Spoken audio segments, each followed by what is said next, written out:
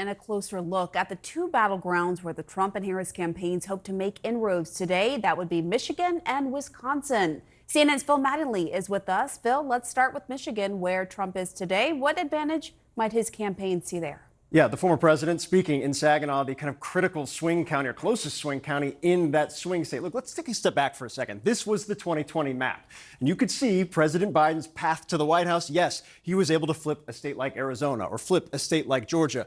But it was right here in Wisconsin and Michigan, two key pillars of the blue wall, where that path was made. It's also the same path Vice President Kamala Harris can take to the presidency.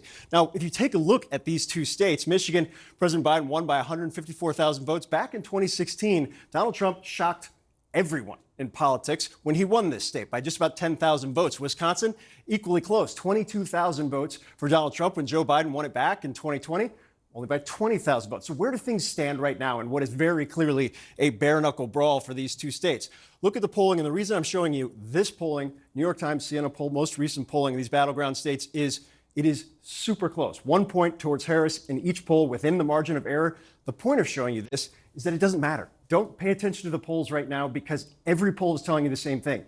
These states are extremely close. Every vote counts. So what matters? Where campaigns travel and how much they're spending. That's a critical point here. Let's look at the spending. Just in the month of September alone, Michigan almost $90 million in campaign spending, TV ad buys. Wisconsin, $57 million combined. What about going forward? The reservations. Both these states are in the top five in spending in these battleground states. Michigan, $46 million for Democrats, $26 million for Republicans. Wisconsin, $25 million and $19 million. The money tells you a lot. So does the travel. The most valuable thing a candidate has is his time. Well, in the state of Michigan, Donald Trump will be there, or his event that he's been at throughout the course of the last couple of hours, his 12th visit since the start of this year. And where's he going to be? He's going to be, or he is, in Saginaw County. Why is Saginaw so important? You look at the spread here, the margin. Joe Biden winning this county by just about 400 votes. Back in 2016, Donald Trump won this county by a little bit over a point. In 2012, 2008, Barack Obama won this county. So it's gone back and forth. These are the battlegrounds that the Trump campaign knows they need to win going forward. J.D. Vance was in Western Michigan just a couple days ago after his debate saying this campaign is going to be in this state every week until Election Day. But after that debate, we talked to a focus group, and they raised some concerns about what they heard from Vance. Take a listen. I'm going to be voting for Kamala Harris. One of the stark sort of aspects of that debate that really stuck with me was when they were talking about January 6th and how Mike Pence certified the election, and they were wondering if J.D. Vance would certify the election should Trump lose. And, J.D. Vance didn't really give us a definitive answer. The one thing that stuck out to me was Vance's refusal to say whether or not Trump lost the 2020 election. Obviously anecdotal, Pamela, but very interesting from those undecided voters, particularly given where the vice president's about to be. Yeah, speaking of the vice president, we are expected to hear from her on that in just a little over an hour in Wisconsin. So what more can you tell us about her plans tonight? When it comes to the state of Wisconsin, obviously Democrats have a lot of regrets from what happened in 2016 when Donald Trump won the state. Harris very clearly trying to make up ground there, or at least not do what was done in 2016. This is her 5th visit to the state since she got into the race. What's interesting, though, with this particular visit is where it's going to be. It's in Fond du Lac County. This is not a Democratic stronghold. Donald Trump actually, from 2016 to 2020, expanded his margin in this state, expanded his vote share.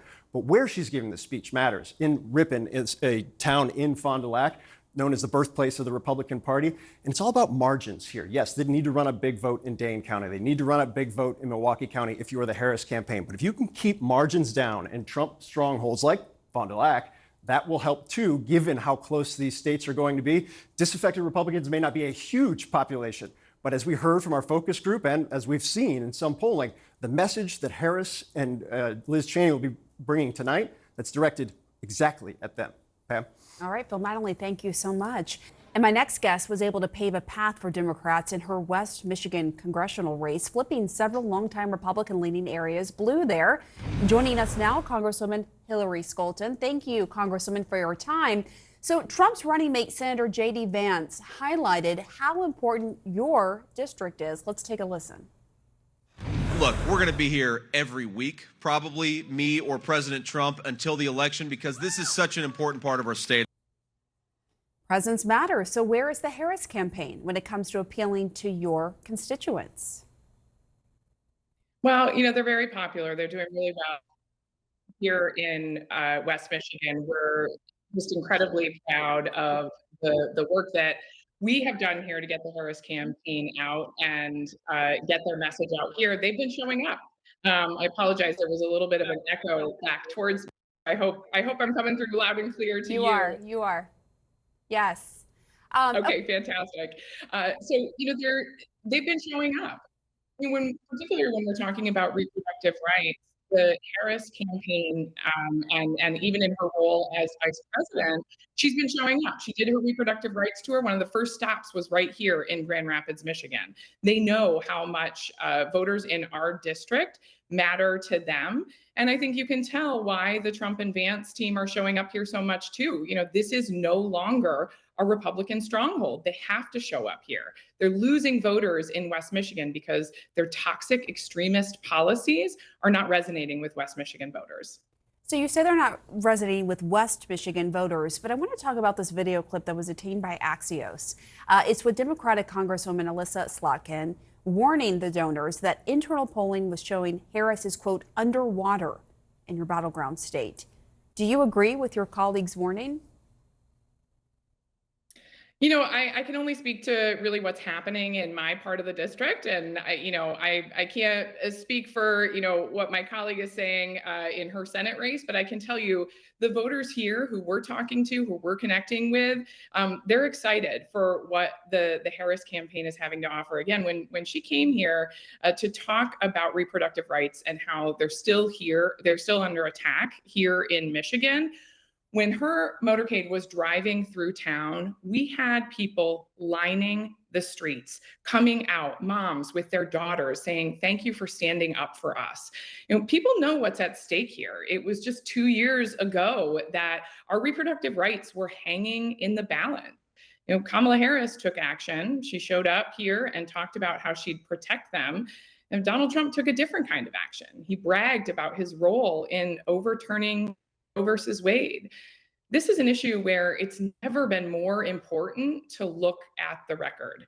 We are seeing an incredible amount of whitewashing. You were talking about Melania Trump earlier, trying to say that she supports abortion rights now. Well, one, Melania Trump isn't running for president, and two, she can't erase what her husband has done in the past and what we know he'll do in the future given another chance. And frankly, we're seeing this with a lot of other Republicans as well. And journalists are not in a position to really even deal with the level of lies that we are seeing from the Republican Party. We've never seen people completely lie about what they've done and what they will do, but we have a record number of women who are dying every single day because their rights have been stripped away. Let me just jump in. And journalists, I think have done a pretty good job of doing their jobs, fact checking, bringing to light what needs to be brought to light. But I want to ask you about this Associated Press story today that's quoting Democratic Congresswoman Debbie Dingell,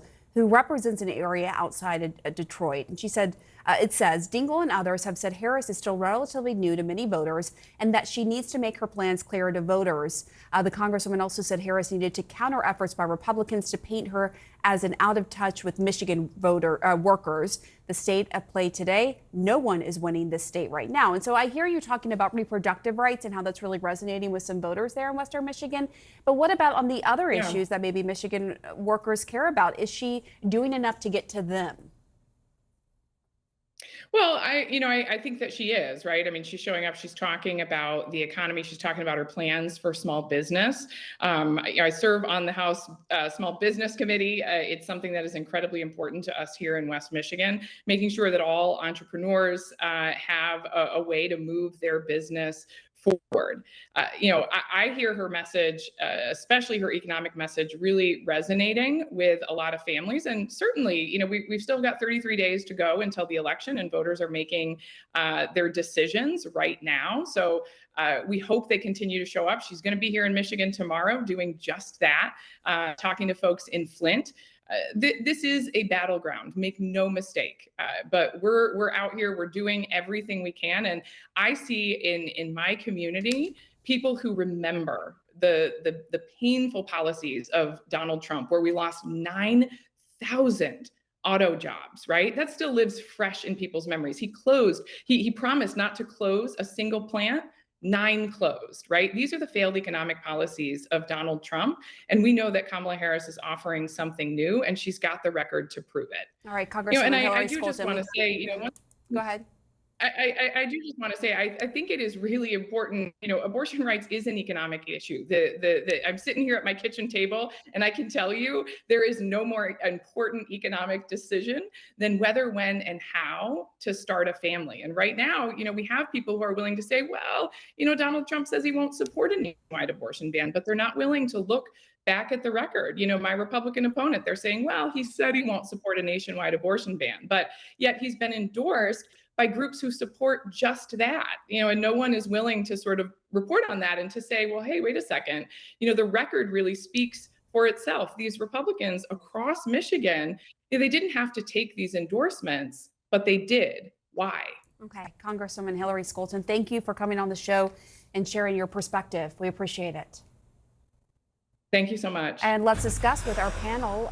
So, Paul, you heard me ask Congresswoman Scholten about the claim by fellow Michigan Representative Debbie Dingell that people in Detroit and elsewhere still don't know Harris well enough. Do you buy that? What do you think about Yes, that? I think Debbie's exactly right. She always is in Michigan. She's an old friend of mine, so I'm a little biased. But yes, they need to get to know her. Now they know everything about Trump. And he won't fall, but he won't rise. He trades in a very, very narrow band. But something's happened in Michigan. It's been impressive. Hillary lost Michigan by 10,704 votes. And when Lavora Barnes, another friend of mine, became state party chair, she said, I'm going to knock on every one of those 10,704 doors.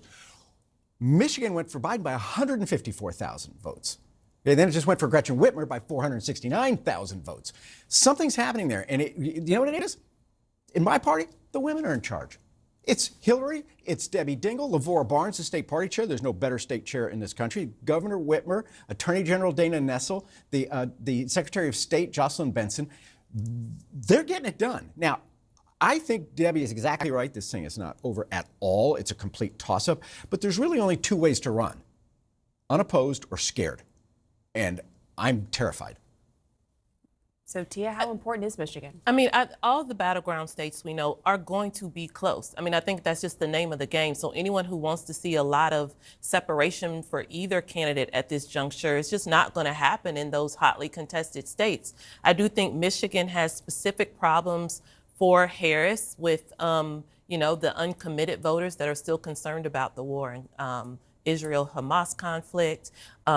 We also know that Black voters and Latino voters are a concern in any of the battleground states. So there's still work to do. I think Harris is doing everything she can, and she's doing a lot of different types of outreach, but it's still going to be close. It is notable, by the way. So I've asked in some of my research an open-ended question. 1,000 registered voters, tell me, what is a policy position that Kamala Harris holds? And an awful lot of people cannot answer that question. And when they do, about a quarter of them, which is the biggest response, say she's pro-choice. Her position on abortion is the one that voters know the most about. And I thought it was notable that in your interview with Congresswoman Scholten, she kept going back to that topic. That's the one where Democrats think that is the safest terrain for us. But I do think there is if I was a Democratic strategist, I might wonder, at the expense of talking about what other issues, because there were very few people in our survey who said, I know where Kamala Harris stands on the economy. I know what she wants to do to help my family. And I do think that in a state like Michigan, just betting it all on, we're going to win because voters are going to not want to go to a pro-life candidate, it's a gamble. When was the last time we had a presidential candidate who you couldn't answer the question, what are they going to do on day one? I mean, this is to your point. I don't know that people know what a President Harris would do on day one. She's been all over the map, and I'm not just talking the flip-flops. She's been all over the place, and I think that matters to people. And to Paul's point on the introduction, she really does need to introduce herself, and I don't think she's completing that task at the moment, especially in the battleground. You've made the argument the policy doesn't matter with this election. It's not going to decide the election, I should say. There's 2 kinds of voters. There's think voters and feel voters. All the think voters have made up their minds. They have. They either like Trump or they hate Trump. And Kamala inherits all those who hate Trump. And that's more than half the country, so she should win just based on that. But now the feel voters, people who criticize Kamala, say it's all vibe. That's what these folks want. Now, she's got to put more meat on the bones to create a vibe about being for middle-class economics. You heard Hillary Scholten in that interview. She didn't just talk about abortion. She talked about small business. Harris has a plan, a big $50,000. We have a $5,000 tax break now if you start a small business. She wants to take it to $50,000. She has a plan to help first-time home buyers, $25,000. She's got plenty of policy, but she's got to make sure that the vibe is, in addition to being pro-choice, to be pro-middle class. And she talks about that well. This is why Trump is so freaked out about her having worked at McDonald's, because that signals that she's a middle-class kid who came up the all-American way. By the way, Trump was chauffeured by a limo to his elite private academy as a kid. Vice President Kamala Harris moments ago in battleground Wisconsin with the former Republican Congresswoman Liz Cheney asking Americans to put patriotism ahead of partisanship. If people across Wisconsin and our nation are willing to do what Liz is doing, to stand up for the rule of law, for our democratic ideals, and the Constitution of the United States, then together I know we can chart a new way forward, not as members of any one party, but as Americans.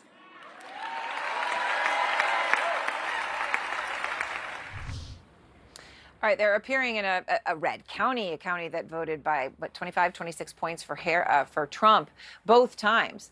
But it is a state, Wisconsin, that Harris has been gaining ground in, according to an updated analysis from the Cook Political Report. In fact, the majority of the 7 must-win states show Vice President Kamala Harris with a slight edge. Now, we had seen that. There'd been sort of a trend back to Trump in some polling, and now back to where that trend had been. I want to bring in Amy Walter, publisher and editor-in-chief of the Cook Political Report, with Amy Walter. So, Amy, let's talk about this new analysis. When you're going through these seven states, everything comes down to these. In almost every case, you show Harris with a slight edge. So, what does her path to victory look like from what you're seeing now?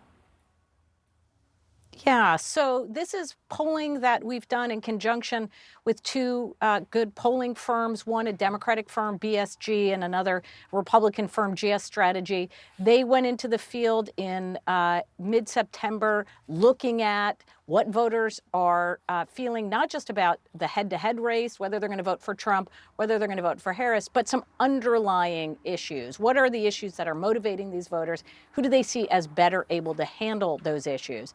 And what we noticed on the head-to-head numbers, Aaron, there wasn't much movement between August and now. Just very slightly on the edge, a point or two, not even a point or two, just basically a point, one way or the other. So the race is pretty steady. Yeah. But underneath it, as you pointed out, there has been some significant shift, specifically in the way that voters now see Harris's ability to handle the issue of inflation. Back in August, Trump had a 6-point advantage with those battleground state voters on that question. Today, they're even on that question. Even on immigration, an issue where Trump still has an advantage, it's now down to 9 points from 14 points earlier in August. And so I think that, for Harris, that's some pretty good news here, is that on those issues where Trump's strongest, she's seen some movement. The challenge for Harris, though, still remains that when you look at undecided voters or those people who are softly leaning into maybe a third-party candidate, their number one concern is the economy, is inflation, and they do give Trump an advantage on that issue. The reason they're not voting for Donald Trump right now, they really don't like him, the way he behaves, or a lot about him as personal. Is what's keeping them right now from pulling the lever. Yeah, it was very interesting. Those who had said, that there are many other Republican candidates who this race might look very different if they were at the top of the ticket. But this is the ticket that the Republicans have. According to your analysis, Amy, you're going through those states and showing Harris with that slight edge in almost every one of them, except for in Georgia. I was curious about that, looking at your analysis, which had flipped from where the candidates were in May, but he still has that slight advantage. What stands out about Trump? Yeah. Well, listen, as you know, this is a very, very competitive state that Biden carried by only 11,000 votes last time. And the real key here is going to be turnout among black voters, and whether what we're seeing in the polls right now, which is that Donald Trump is getting a bigger share of the African American vote than he did in 2020, whether that's going to be able to hold those voters. Are they going to show up and vote for Donald Trump? Then that makes Harris's path very, very perilous. All right. Amy, thank you very much. Joining us now is Michaela Carr, who served as chief of staff to Kevin McCarthy when he was House Speaker before he was ousted a year ago. Today, with us as well, CNN political commentators Bakari Sellers and former Republican Congressman Adam Kinzinger. He served on the January 6th committee with Liz Cheney and, like her, has endorsed Vice President Harris. Also, CNN's Kristen Holmes, who's traveling with the Trump campaign. So, Congressman, how important and maybe surreal is it for voters to see Liz Cheney up on that stage campaigning with Kamala Harris? Well, it's probably pretty surreal. It's very important because, again, if this is kind of the Republican base, a significant amount are sold on Trump and, they're going nowhere. But there's an amount of Republicans here that are embarrassed by him, but they still think there's some vestige of the old party left. And I just remind them, as I'd remind everybody, look, Liz Cheney, I'm conservative. Liz Cheney makes me look like a raving liberal. She's extremely conservative. Our viewpoints haven't changed. From when she was number 3 in line to, for the party. She was the number 3rd most powerful Republican when I was called a rising star in the party. So what changed? Well, the answer is really simple. We did not bow the knee and pledge allegiance to Donald Trump. So anybody that tries to pretend like somehow this party is the same party, and this is the group we're talking to, you can't say that. It's literally just, do you commit to Donald Trump or not? And after what we saw, particularly on the January 6th committee and what we saw with the filing yesterday with Jack Smith, this guy is absolutely unqualified to sit again in the Oval Office and have nuclear codes. Bakari, I want to play something else that the vice president said tonight. I know the vast majority of us, regardless of your political party, agree we must hold sacred America's fundamental principles. No matter your political party, there is a place for you with us and in this campaign, because those principles, I know, unite us across party lines. And in this election, I take seriously my pledge to be a president for all Americans. It is extraordinary kind of to hear a Democratic candidate making a statement like that with Liz Cheney standing, right next to her. Do you believe that there are enough voters out there who might be receptive to that message? I think so. And I think that Congressman Kinzinger, or Adam, as I call him, actually hit the nail on the head, because the simple fact is there are a lot of people who don't get caught up in the partisan politics of Washington, D.C. They feel as if this country is better than what we've seen. They wanted new elected officials. I don't necessarily quote Nikki Haley a lot. But Nikki Haley actually said that the first party to get a younger person, somebody who represented the future, would be the more successful party. And I think you're seeing that. The Democratic Party finds itself at an interesting crossroads today. You have the kind of ill fate of losing the endorsement or not gaining the endorsement of the firefighters union. But on the flip side, you see Kamala Harris doing something that is just fundamentally fascinating, which is, one, go to places Democrats don't normally go, fight after every single vote. And I'm not sure you've ever seen anyone cobble together a coalition that looks like Bernie Sanders, AOC, Taylor Swift, Bruce Springsteen, and now you actually have Liz Cheney and her father, as well as Adam Kinzinger, as well as Jeff Duncan. This is a coalition that resembles what the United States of America looks like, and it's led by someone who looks like Kamala Harris, and just maybe that's a winning strategy. Our fingers are crossed. Michaela, I want to play something else that Liz Cheney said tonight.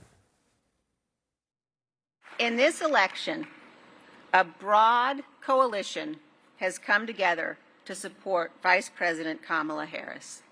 Now, we may disagree on some things, but we are bound together by the one thing that matters to us as Americans more than any other, and that's our duty to our Constitution and our belief in the miracle and the blessing of this incredible nation. The former president is, trying to paint Kamala Harris as a Marxist, a radical. Sounds a little harder after we hear, Liz Cheney and Dick Cheney endorsing her, no?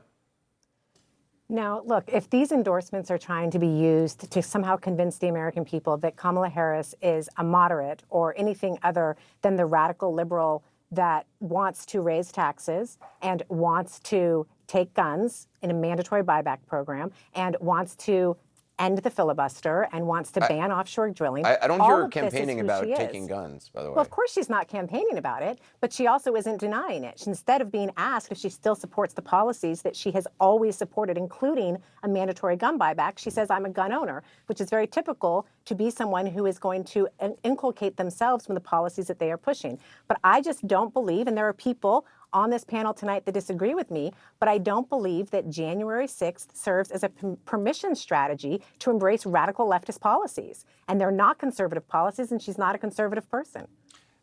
Kristen, I want to play. Well, first of all, Congressman Kinzinger, do you buy this radical left attack on Kamala Harris? No, and it's ringing hollow. She's made it very clear. She's actually taken a lot of real estate that Donald Trump vacated.